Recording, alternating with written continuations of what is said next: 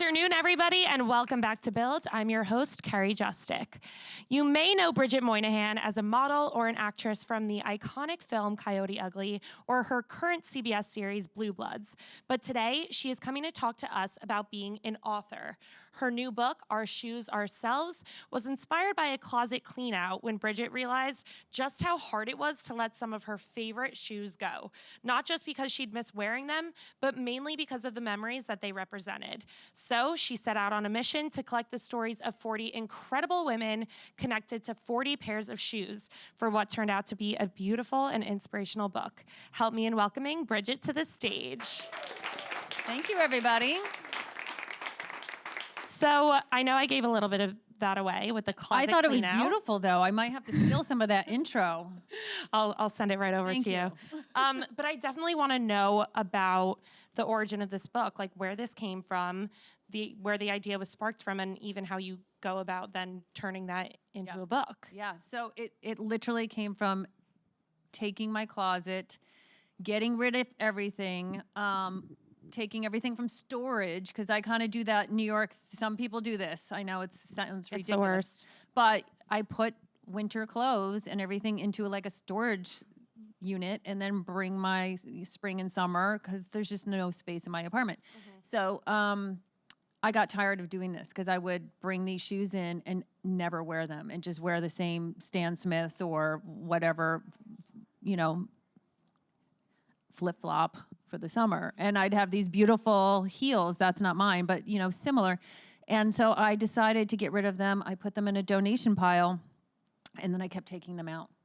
And I didn't understand why I was holding on to these shoes that I was never wearing. So I called my friend Amanda Benchley, who I ended up doing the book with, and she's a journalist. She's done some short films and did another book. So I was throwing these ideas off of her.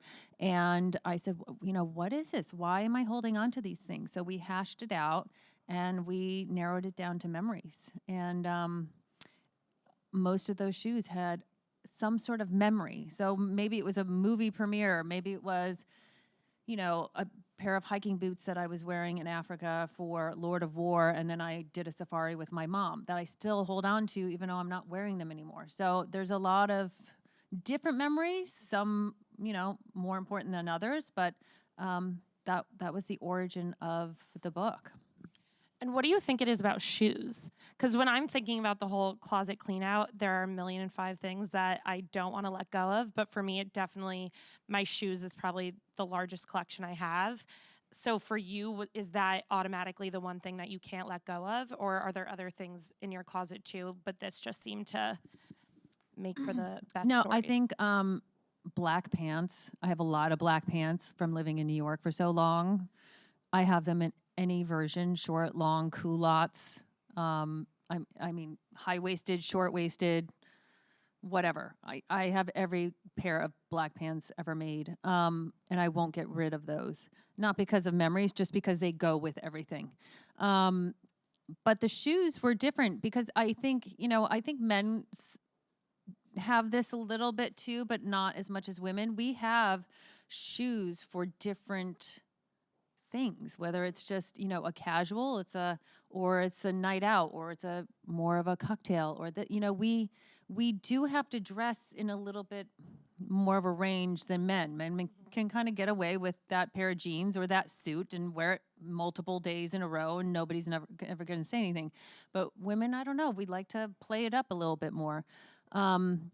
So we do have a lot of different shoes. I think what surprised me about the book is that even though like this gorgeous hot pink high heel, it's super yummy and sexy and just really pops, and it feels like what you would think of as a woman would be wearing, and it's sometimes put on women to dress that way, but the majority of women did not pick that type of shoe to represent them in the book. So we have a wide range of shoes that were talked about. Yeah, definitely. And I mean, the most incredible thing about this book is the group of women that you brought together. And I know you have talked about it. Like, you had politicians, entrepreneurs, you had a former first lady. You got everybody kind of in here. What was the thought process when you started going out to kind of collect these women? And were you talking to other people and these just happened to be the stories that really connected, or were these the 40, these were always the 40? No, we had a wide range. We always wanted a wide range of women, professions, backgrounds, ages. So that was kind of the basis of the criteria. But we went out to a lot of, it would have been great if Oprah, I find her very inspiring.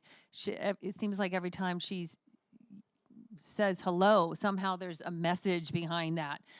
She's somebody that I would love to know about that pair of shoes, But I wanted women who often broke that ceiling, that were maybe the first in whatever field, like the first 4-star general, female, 4-star general that we got. And it's just wonderful to hear that her journey of going into that sort of profession and being the first. And her story is kind of fun.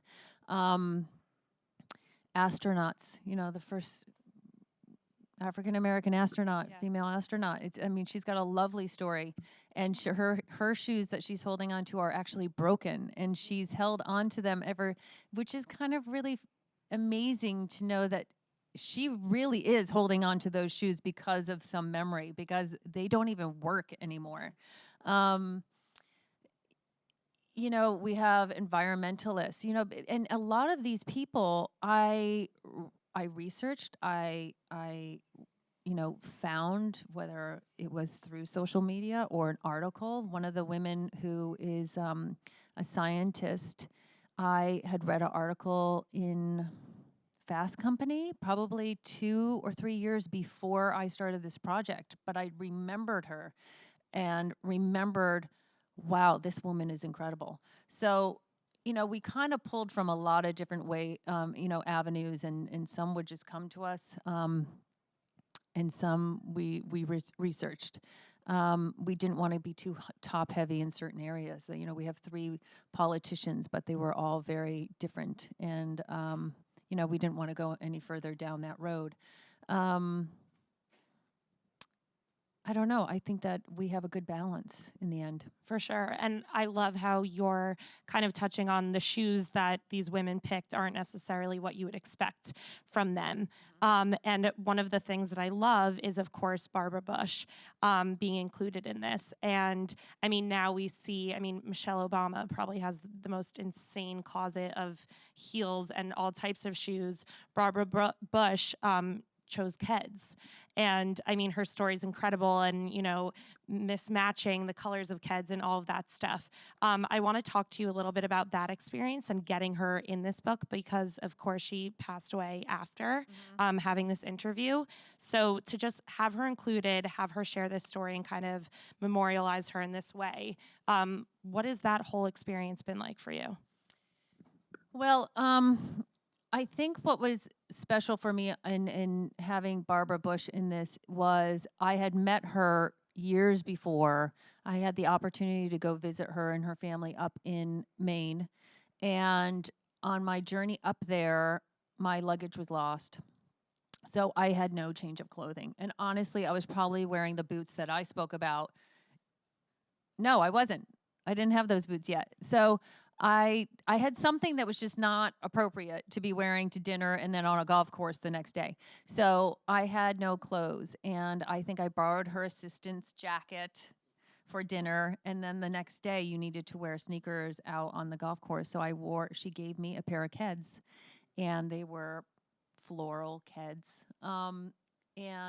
They were sweet and just very simple and kind of classic and iconic.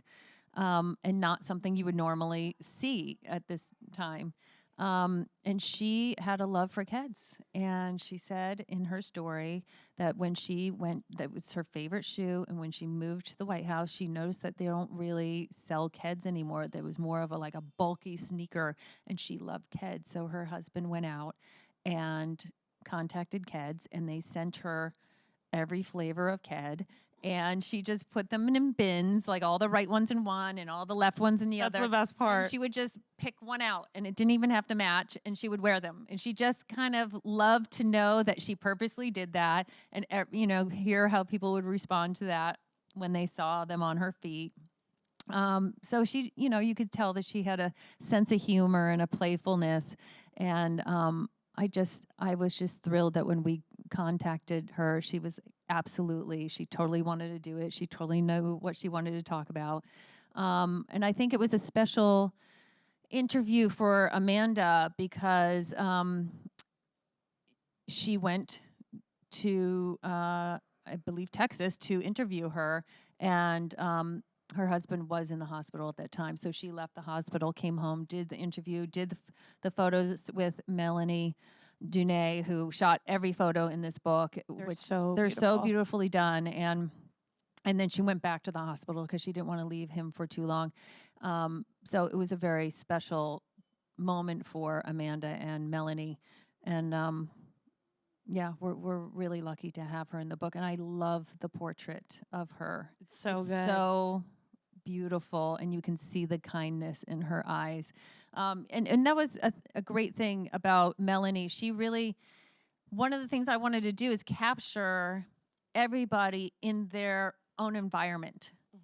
I thought that would add to their character, to their story, instead of shooting it in a studio and, just having a plain background or something. So she really trekked around and got these images and really made the most of every situation and every environment, because it wasn't always easy. So hats off to her. I mean, it's so important because you say it in the book. In your piece in here, you talk about how shoes are personal. And you even say something about how your shoes were like a security blanket for your feet. So I wanted you to explain that a little bit. And I mean, without giving too much away, just give a little bit of the context of what was going on in your life when you purchased your pair of shoes that made them so personal to you. Right. So I was... it was a period of time where I had a public breakup, and then I was pregnant, and then I had a baby. So it was like a span of time. But any of those moments aren't really the point. The point was, instead of them being personal and intimate and private, they were very public. And those moments were kind of stolen from me by the paparazzi, the tabloids, whatever. And that always felt it was difficult for those moments to be taken away from me. And my privacy was stolen. And it always felt like I was being assaulted on the street with, guys following me in the car, coming out of bushes and between cars, wherever. You're just minding your own business, walking your kid, and then, somebody's hiding behind, the tree. So it was very unusual and uncomfortable. And I ended up, kind of becoming a bit reclusive and staying in the house and not really going out, and always feeling like, what's going to happen now, or who's following you. Following you. I mean, that's such an uncomfortable feeling. And that was very challenging. And one time I was followed to the mall, and I snuck around and found myself in a store. I was trying to bide some time that maybe I lost this person, and I ended up in the shoe department, and I saw these boots. And I think they really reminded me of who I was before all this stuff happened and before the attention. And they were black, up to the knee, very tough, very strong, had some nice hardware on them. And they reminded me of New York, because at this point I was living in LA. They reminded me of my time here and of who I was before. So I recognized that instantly and had to have those boots. And I bought them, and I put them on, and I walked out of there, maybe unconsciously thinking, unconsciously knowing that this was the moment I was going to take a little bit of my life back. And I think through doing this project, I didn't realize that I was still carrying some of that around with me, you know? So if I was going into a public space still or walking through the streets, sometimes I, change my posture or hide a little bit because of that period of time, because of that attention that was unwanted. And so I feel like this project has kind of made, shown that to me, that I still unconsciously have carried that around with me. And so I'm still working through that and kind of shedding that now. So it's great. Did you know right away that that was your pair of shoes for this book? Yes. I mean, we went through shoes, but it wasn't until I saw those shoes and I said, this is it. And that was the only story I had. And some people in the book knew right away the shoes, like Wendy Davis. Her story was kind of, it's been told, it was very public, her story. So she knew it right away. It came right off her tongue easily, and it was right on the paper. And then some, Amanda had to, like Rupi said, I don't know if I have one. And she kind of put a bunch of shoes down. So Amanda really got her to find that story. And then Rupi wrote her own story, which was beautiful. So it was different for each person. Yeah, it definitely got me thinking about that. I'm trying to visualize my closet and see what pair of shoes I would choose. But I feel like for you, the one thing I also wanted to talk about was you're wearing the most incredible outfits and shoes and all of the time, whether it's on set or it's for an event, a red carpet. So other than the shoes that you chose, are there any others that were at the top of your mind when you were thinking about certain milestones in your life or in your career? Well, I think there was some high heels from Sex and the City. Yes. It's like iconic Christian Louboutin platform. I have them in multiple flavors. I also love how you say flavors. Flavors. When we're talking about shoes, that's like the only way to do it. No, but some of them are really yummy. Like this one. Are you kidding? I mean, don't you want to just like lick that? Yeah. I don't know if I want to wear them for that long. No. They look a little uncomfy, but yeah. But you feel like it's going to taste like bubble gum or something sweet. So I have a lot of those. I can't fit in them anymore. I had foot surgery, so I can't even bend into that anymore. So that's part of the reason why I will never be wearing them. You're like, those we don't need. It's very sad. It's bittersweet. And then, of course, you have a bunch of other projects going on. You're in Blue Bloods, and you just shot a film called Crown Vic, which is going to be premiering at Tribeca Film Festival, so that's very exciting. So how did you even, how do you find time to be doing all these different things? Crown Vic was, I think I shot that right after Blue Bloods last year, and I only had 2 days on it, or 1 day, really. I think I was up there for 2 days. So that was a quickie, and playing a completely different role than I play on Blue Bloods, so that was fun to explore something else. I haven't seen the film yet, but it will be exciting to see that. And Blue Bloods just got picked up for the 10th season. So it's insane. Yeah, it's a decade. I'll be on that show for a decade, which I know there's shows that are, Mariska's been on her show for I don't know how many years. I was gonna say I don't even know. Idea. I think her show just broke some record. So kudos to her. And it's been exciting for us. I've seen, Sammy Gale, who plays my daughter on the show, really grow up on the show. When I see the first season and who she is now, it's incredible. She's grown into such a confident young adult, really. She's an adult now. And everybody on the cast, we have just become like a family, and we kind of started that way. We really fell into these relationships easily, and we've just grown with each other over the past 10 years. That's incredible. I feel like that's what makes it work too. Like you have to really get that feeling of being a family from the start. Yeah. You can't fake it. Yeah, I think, I wonder if it wasn't so easy for us and, drama less outside of the work if it would last so long. But because we are so easy with each other and support each other, that it just maybe spills into the work. That's amazing.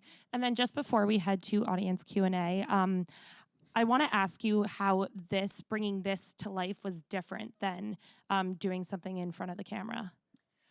Well, I think this is really one of the first projects. I mean, I did this with Blue Bloods Cookbook, with Wendy Goldberg, but because it was attached to Blue Bloods, it felt like it already had, support. Whereas this really came from an idea, and Amanda and I really flushed it out and did the pitch and sold it, and then when we sold it, it was like, oh my God, we have to do this now. Like, what did we just get into? So it was really a new process for me. I learned a lot and about myself, and really am making an effort to implement some of the things that I learned. So it's really something that came from an idea, and now it's here. And so I feel like there's been much more involvement for me, as opposed to maybe a movie where there's just hundreds of people creating that movie. So I'm one of many, as opposed to, starting it from scratch. It's so incredible. And it turned out so Thank you. I incredibly am well. really proud of this project. Yeah, I really, really enjoyed it. So we're going to head over to audience Q&A. Okay. We have one question right up front. Hi. Thank you. Congratulations on your decade with your television series. Thank you. And this incredible book. Thank you. I'd like to know, how did you deal with the trauma of letting go with your shoes? I haven't actually let go of them yet. I actually donated them, and they will be sold for charity. So this book is, portion of the proceeds is going to Girls Inc., which is a nationwide charity that helps empower young girls, young women to become independent through their advocacy and through their programming. And so a portion of this is going to that, and then this repurpose event, will be going towards Girls Inc. as well. So those shoes will be for sale. Somebody else might and donate. It's like donating. Yeah, I mean, now they're going to have their own stories. There you with go. those shoes, which The is stories incredible. live on. And our next question. Yes. Hi, Bridget. One of my favorite movies is I, Robot, the 2004 movie. I wanted to know, is it a possibility that it could be I, Robot 2? You had an amazing performance. Well, thank you. I'm actually staring at a picture of Will Smith behind your head, and I Am Legend. Yes. So I really think we should bring this question to Will Smith. I think that, Will, if you're out there listening, let's talk about this, my friend. We know there's other books. There's a place we could go with this. Let's make this happen. I'm down with it. So you put out your book. You're like, I'm ready for the next project. I'll be free in 9, 10 months, 11 months. You're like, sure, I'm just working on my... This time next year. That's incredible. Well, I definitely encourage everybody to go pick up this book. Our Shoes, Ourselves is out now. Thank you so much for joining us. Thank you so much.